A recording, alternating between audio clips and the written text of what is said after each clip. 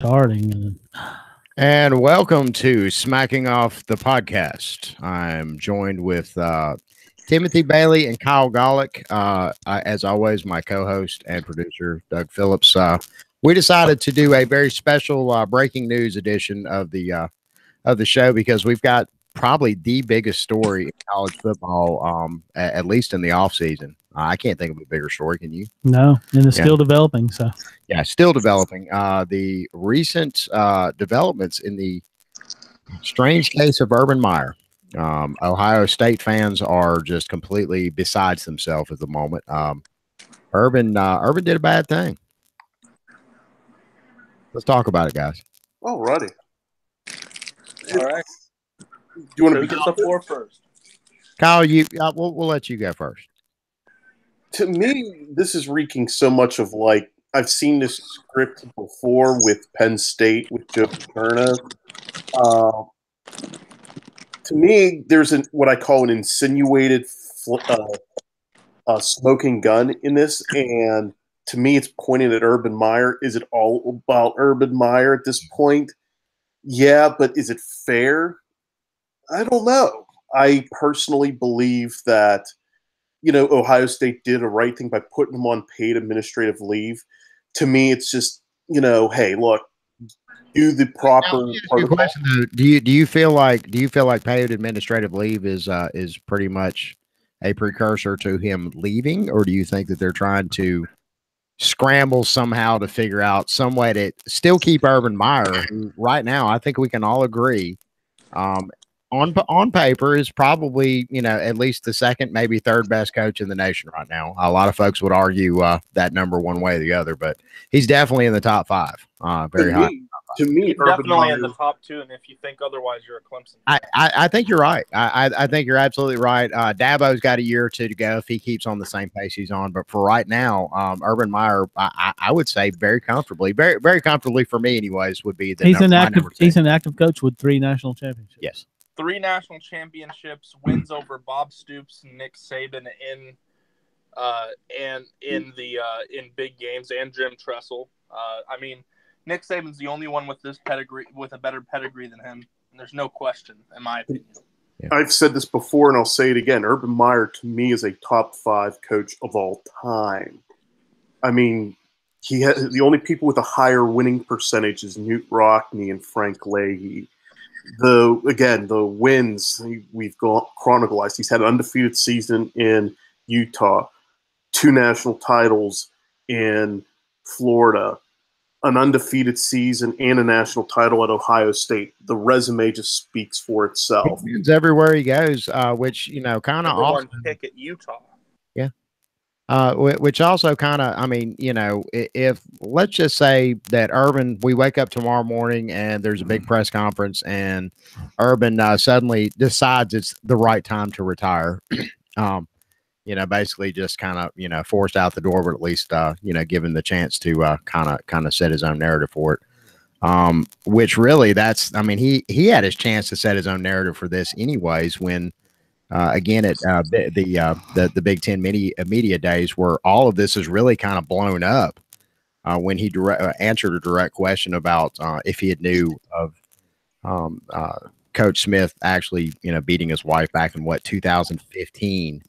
And he was very quick to poo-poo that. Now we've looked into it. There's nothing there. A bunch of he said, she said. Let's just go ahead and slide that off to the side. But he did definitely admitted on record with a bunch of reporters sitting there that he knew nothing about this back in 2015. And of course, for folks following the story, we know that that's very highly unlikely that he didn't know anything about it. Particularly because his wife had a bunch of text messages from the woman that apparently got beaten. Reportedly got beaten. To me, I mean, how can you, and this is where I'm at before, and I'm a very literal person. If I'm Ohio State, and I know you believe in beating your wife. That's cool. It's called to me, it's called due process. I'm not going to fire Urban Meyer if I'm Ohio State right now. Until I'm literally have no other option if I'm Ohio State, because let's be honest, if you're going to replace Urban Meyer, there's no one that's better in the country to do the job. And it's nothing against Saban. Saban's almost 70. Urban Meyer's 50. Mm-hmm. Ohio State was banking on this guy being their coach for the next. But at the same time, he's got that bad ticker. Remember that now. Well, yeah. Which, you know, that kind of also, you know, and Doug had brought this up as we were talking about this off air before the segment. The fact that a lot of folks are bringing up his tenure at Florida, and particularly the way that he left Florida. And I don't know, does any of that kind of play into this as well?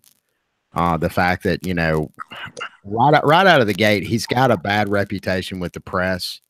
Some of that bad reputation was garnered by people that were a little bit more in the know, particularly SEC correspondents. Paul Feinbaum definitely has been very vocal about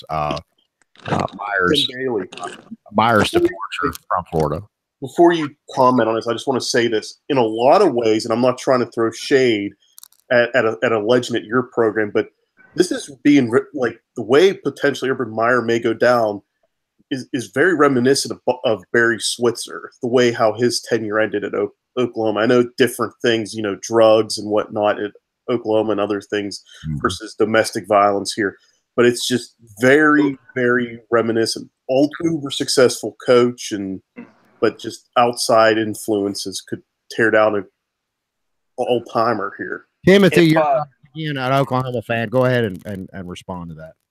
No, I think that's pretty accurate. I mean, ultimately, it took a very long time and an NFL coaching gig and a Super Bowl win for Barry Switzer to undo, you know, what the damage had been done. I mean, ultimately, you know, it was a he said, she said situation with Brian Bosworth that's probably more about Brian Bosworth selling books than it really was about facts. But at the end of the day, it would be a disgraceful step down. I mean, just like Barry Switzer had to face. I mean, I would say that's accurate. Okay, all right, fair enough. I can't deny that. I mean, it probably would be more disgraceful, just considering, you know, the era that it's happening in. We are, you know, a couple of things right out of the gate. A couple of things really set the tone for this event happening right now in 2018. And I believe number one, first and foremost, what happened over at Penn State. Now I know, of course, this incident is, you know, you have to be very careful though, because there's a lot of people that have very strong feelings about men beating women. So, you know, also going on at Ohio State, you have a rogue team doctor that's sexually assaulting athletes as well. That's happening at Ohio State. Yeah, that's the other. But again, they got a twin, like, you know, like you two tornadoes. Well, I mean, fair enough, but let's keep the focus squarely on Urban and what Urban's going through right now, because Urban basically, his major transgression is lying. If all of this is proven to be true, which so far, you know, for a journalist, which one was which journalist was the one that broke this story? Brett McMurphy. Yeah, McMurphy. I knew it was a Mick. I'm a Madden, you know, so that works. But yeah, McMurphy though is very well established journalist, not some hack that works for the National Enquirer, that I'm sure did a little bit of good work before he went forth with this story.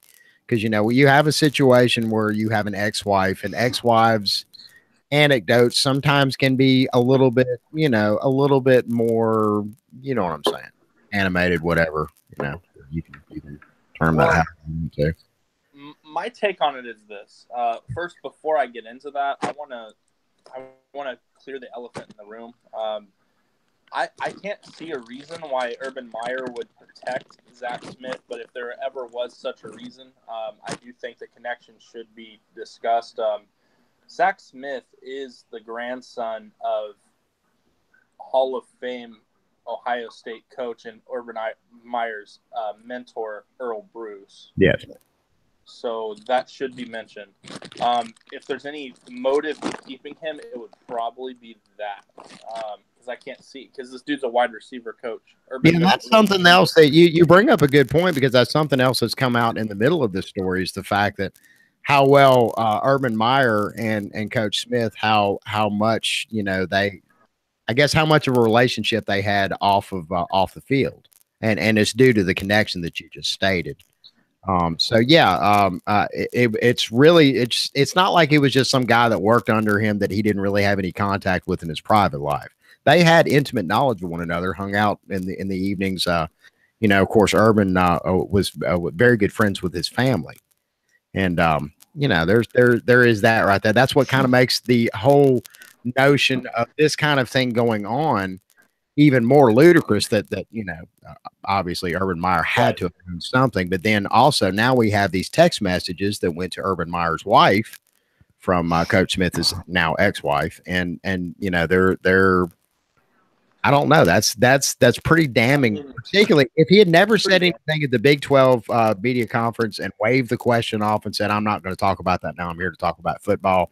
That would have been fine, but he actually went on and denied to a room full of reporters, and now it's coming out that that's not the case. So, I mean, it's the whole thing just reeks of.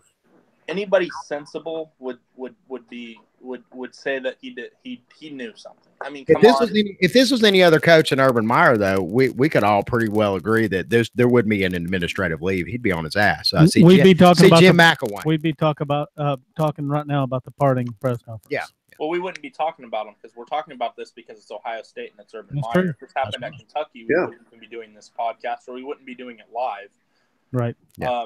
But this being said, I want to, if we're going to be fair across the board, and this is a sensitive topic, and I understand that emotions are a big leading factor in the discussion about this topic, and rightfully so. But if we want to position ourselves in a situation of logic to try to come away with the conclusion, not what happened. We want to know what happened and why, and how responsible is Urban Meyer and other members of the staff. I do want to say this, when we get this far removed that we're starting to blame others, it bothers me. There's one person that was guilty of doing these evil acts, and his name is not Urban Meyer. So well, this is true, but to be fair though, Urban Meyer is pretty much on the stand in this public trial.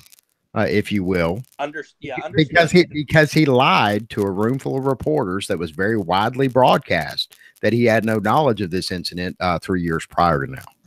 Well, and now it's coming out that he did. He lied. Absolutely. See, but here's what's concerning me also. Why would that lady have saved those text messages from 2015? Man, she's an ex-wife. Now, let's go ahead and put that grain of salt in there real quick, because that's his ex-wife, and you know how ex-wives are. They're shady as fuck. Sure. Yep. But here's the other thing that bothers me in this situation, okay? And this is why it's not comparable to Penn State. The Penn State situation, and I've been on the record, I'm not as hard on Coach Paterno because he did technically do what he was supposed to do according to his contract. I kind of think, but we're not gonna go further into that. Yeah. But the difference is, Penn State situation, we're talking about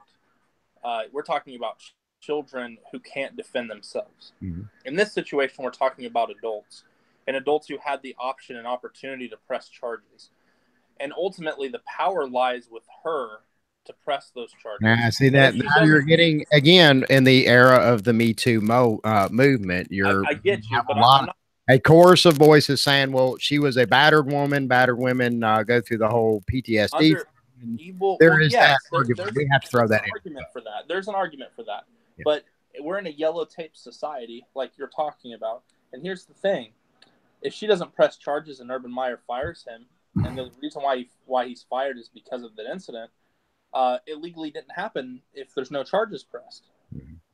That means Ohio State is violating his contract and is liable to be sued for all sorts of different things. Well, and you also, and see, once we open that proper termination of work. Once we open that Pandora's box, then we can also make other arguments about, discussions going on behind the scenes, and maybe, I don't really think it's much of a Pandora's box, more than it's kind of understood, in this yellow tape era, you have to be in a it's tough because It is tough. And listen, I think Urban had a moral obligation to do more.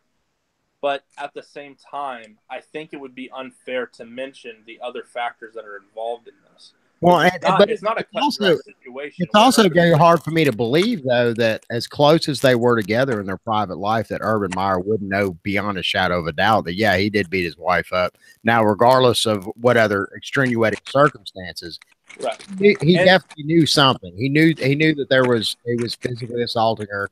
That's why his wife reached out to the other wives and so on and so forth, and getting a support structure and yada yada. Now, another thing, I don't mean to sound cold and callous about that, but you know, I get you. I think we're all you know, her family and her family wasn't even on her side in this, and I'm not victim blaming, so please don't get this twisted. Yes, but I think there's a lot still going on that we haven't found out about, and here's why. I've seen a Facebook post from a member of her family saying that this is not what it seems to be, and she's pretending this is something that it really isn't. I've seen, she even said her own mother and father advised her not to go to the police. It seems like the Ohio State staff members felt she was kind of a little cuckoo for Cocoa Puffs. There's more that's going to come out about this that we're going to find out. And I'm not going to sit here and I'm sure it happened. And I'm sure something of the sort happened. But when we're at a point where it's hard to know what's believable because I'm seeing a painted picture of a questionable character and no filed police reports. And, I think it's more murky than it is cut and dry, like people are suggesting. Oh, Urban Meyer knew. Let's go ahead and be fair, though. She recently called the police on her ex-husband. He was arrested. There has been a big to do at Ohio. Yeah.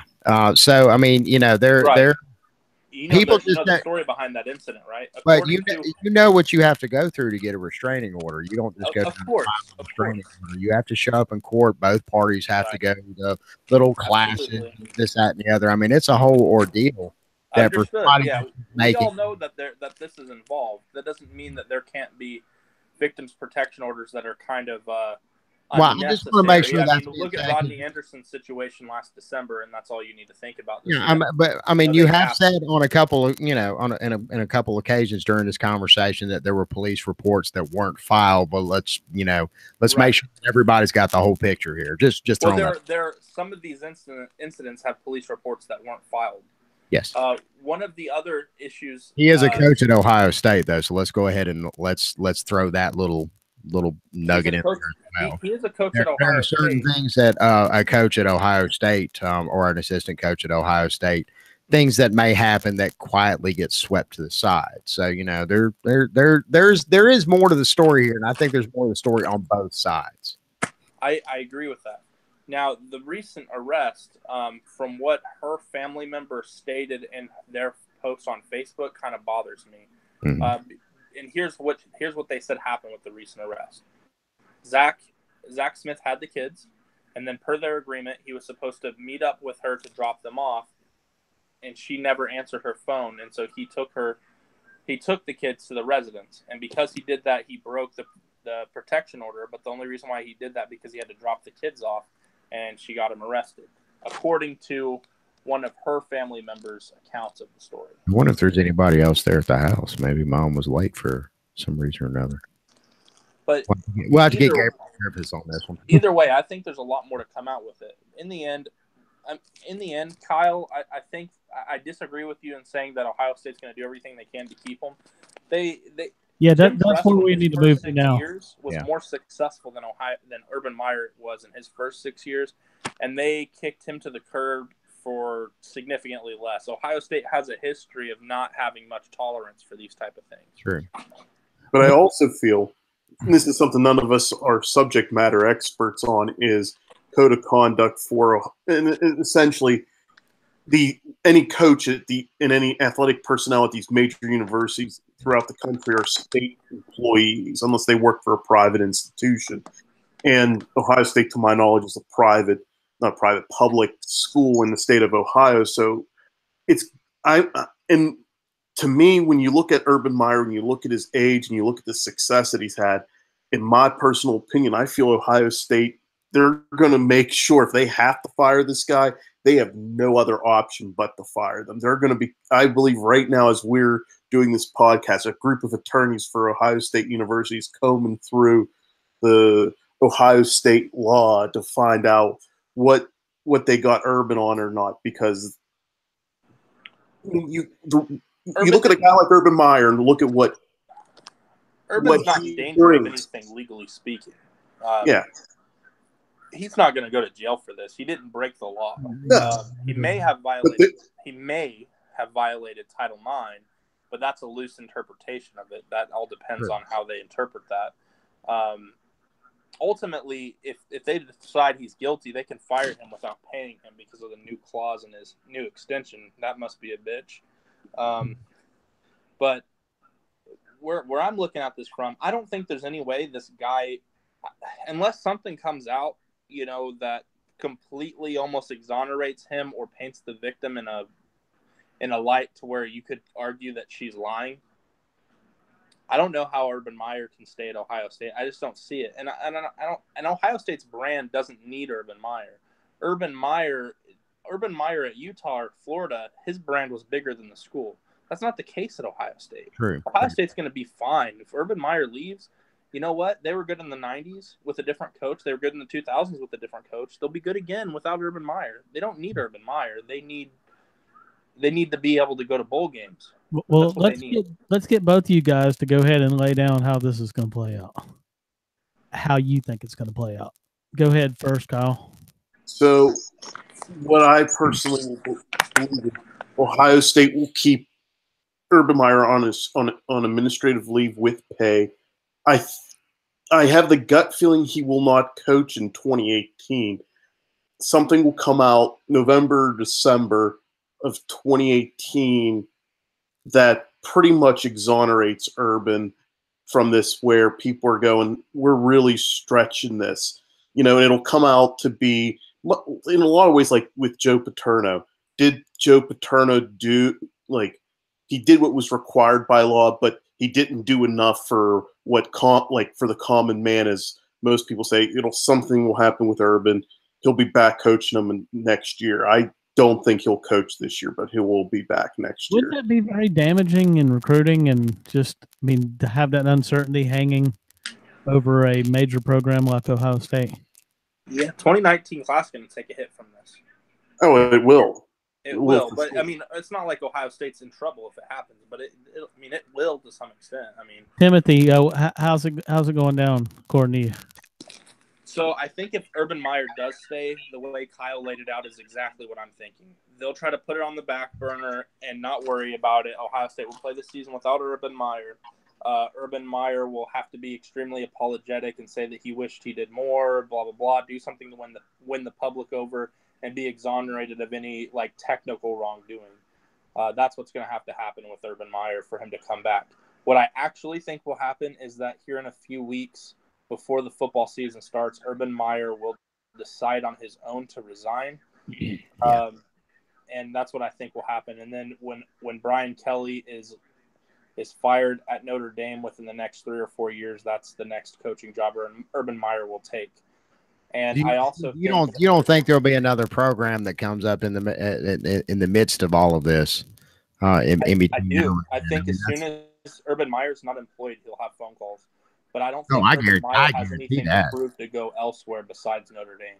Well, and I don't know how many years are left on his contract at Ohio State too. So I guess that's probably what the lawyers are coming over now to figure out how much money they're going to have to pay him, because they're going to have to pay him something. And I propose this, that Urban Meyer wasn't the only person at Ohio State that knew that this was going on. Well, that's very clear according to the evidence, but they were only talking about Urban Meyer because he's Urban Meyer. Of course. Yeah, but Kevin Wilson and Greg Schiano, brand is eternally damaged with this as well. If he's not going to ever become a head coach at a college football program, because now he'll have been involved in 2 scandals. So his head coaching opportunities are probably now extinct for the remainder of his career. If you don't pay Urban enough money, then this is how we'll end up in court, and we're going to be looking. Then suddenly everybody's not going to be owed anything. if Urban's fired, he's not going to be owed anything because, unfortunately for Urban, his most recent extension, which just happened a couple of weeks ago, ironically, allows the university to, if there's a domestic violence or sexual assault that he did not, if they find that he did not comply under Title IX law, which of NCAA, they can fire him without buying him out and without owing him the remainder of his contract. AKA, if Urban plays hardball, they'll just say that they found him guilty of the Title IX, and that'll be hard to argue against. Well, no, it'll. I mean, then it becomes a matter of law because I'm sure that he's not going to take that lying down, and particularly if other people at Ohio State or people that are over him at Ohio State also had knowledge of this as well. And that's why I propose. I think that they're probably going to have to come off some cash to at least prevent a situation like that happening. Because y'all just said it just a moment ago. Ohio State is facing it on all fronts right now, not just with this scandal. Yep. Yeah. So I don't know. I mean, that's that. And again, I may be 100% completely wrong, but I think that that's probably, with a lot of these other cases that have come up in the past, 10 years or so, there, and a lot of the other, Hugh Freeze, that whole situation, they'll try to prevent another situation like that from happening and more people getting involved and so on and so forth. So, I mean, I don't know. My question to y'all is, where does Urban go from here? And we've already said something about Notre Dame, but what other programs do you see Urban being a good fit at that, we have a coach there that's just not quite getting the job done? Urban's going to hold out for Notre Dame. You think so? Yep. Yeah. He's hit that point in his career where Notre Dame is one of his, right there with Ohio State as his dream job. He won't go anywhere else. I don't see it unless he decides to go to the NFL, which, that's always possible considering the circumstances. I don't think he would have without them. Saban could hire him as an analyst to work with Jones. In all honesty, I think that in this situation, even though Urban did something that is definitely a mistake and not morally obligated, I don't think Urban is actually a bad person. I just want to say that. I don't want anybody to get that impression overall, and I don't think if he feels like this is going to hurt Ohio State, overall keeping him, I do think he'll step down. And I don't think there will be a legal issue. I mean, the dude will be fine. But in terms of college football, I don't think there's any reason for him to go anywhere that isn't Notre Dame at all. Because Notre Dame's his dream location. And that means there's no other, and Ohio State's his other dream location. So at this point, in his mind, every other move would be less than lateral. I think a third option, which would be a stopgap until he's has the dream job that he wants comes open, would be and we just said analyst a moment ago about possibly ESPN, one of the networks. So he's already done that. He did that between Florida and Ohio State. Yeah, and I think that would be tough. That would be tough for him to work for ESPN, maybe Fox. Yeah, well, one of the big networks. I mean, it's somebody will take a flyer and say, "Hey, this isn't his." Who would not? I mean, he's a good-looking fellow, very personable. He's good on camera. And he's an excellent analyst. I think he did a great job with ESPN. Yeah. Well, guys, I guess that's all we can say about this until some new news breaks on this. Yeah. So for me, on the where Urban will end up front post this, I personally think he'll still be coaching at Ohio State. But if he gets shit canned, like I said, I'm reading his book. Believe it or not, I'm reading the Urban Meyer book, Above the Line, which ironic title at this point. Notre Dame is the only other one. I mean, Earl Bruce was a mentor, and then Lou Holtz at Notre Dame is another mentor. I think it'll either be he'll wait for Notre Dame. I think he'll do analyst work for Fox. I don't think he'll be able to go on ESPN because of this. But I also feel that if you watch the pro game's becoming anymore a lot like the college game, where it's you play in space. They use some Super Bowl Super Bowl featured 2 air raid offenses. Yeah, throwing that out there. At this point, I think Urban would throw his hat in the NFL. I think a couple franchises would do that. I think if Could Bill you O'Brien imagine him going to Washington and reuniting with Alex Smith? could do that or end up in Houston, I don't think Bill O'Brien will get the job done, but then it would have guys like Deshaun Watson and Hopkins and Clowney to work with. I think the NFL will be where he would go. I think for whatever reason, Brian Kelly will do just enough not to get fired, and Urban's not going to wait forever for the Notre Dame job. So it's either Ohio State, analyst, NFL, or analyst and NFL. I don't think there's... So there's no way he's going to take the Auburn job when they finally fire Gus Malzahn, right? I no shot. Auburn will find some sick fuck to take that job. Yeah, that later on when the LSU finally dumps his ass. Yeah. Well, then who takes over for Urban Meyer if he is fired? I know a great guy that's been without a job for a few years right now. Les Miles. I would say at this point, Ohio State would need after this a coach that would come in that would bring leadership reps and that There's positivity. Only one guy that comes to my mind right now that's even a realistic candidate for the job. And what's crazy is if you asked me about any other job, I would say that he's happy not being a coach right now. That's Bob Stoops. He's the only person. He's from Youngstown. Yeah, He's an Ohio native. He brings leadership. He had no scandals, unless you count the Joe Mixon thing as a scandal at Oklahoma. He had leadership. He rebuilt the program. He changed the image of the program because Oklahoma was still suffering from the Barry Switzer ending, even all the way to the time he took the job. He's the only candidate. He's literally the only candidate, and it's probably the only job I could think Bob Stoops would leave retirement for. Or would consider, because he's been very pointed about the fact that he does not want to coach. But then again, this is a hell of a job. He didn't envision Ohio State coming. Yeah, this is the creme de la creme. If they got to do a list and interviews and stuff, I see Matt Campbell being on the list. Absolutely. From Iowa State. Justin Fuente, absolutely. Mm-hmm. And it's Stoops, right? You have to think Ohio State wants Stoops, and they'll bring out the bankroll for Stoops. You'd think, right? Right. I guess Bo Pelini, maybe an outside shot at Bo Pelini. Bo Pelini, yeah, that's the name because he's an Ohio guy. But I would have to think, if they lose Urban Meyer, the only coach that's comparable, that's available, that is a proven commodity, is Bob Stoops. So you have to think that's their number one guy if they can get him. And again, even though I was joking earlier, Les Miles. I mean, Les Miles does have a natty. He's Big Ten country too.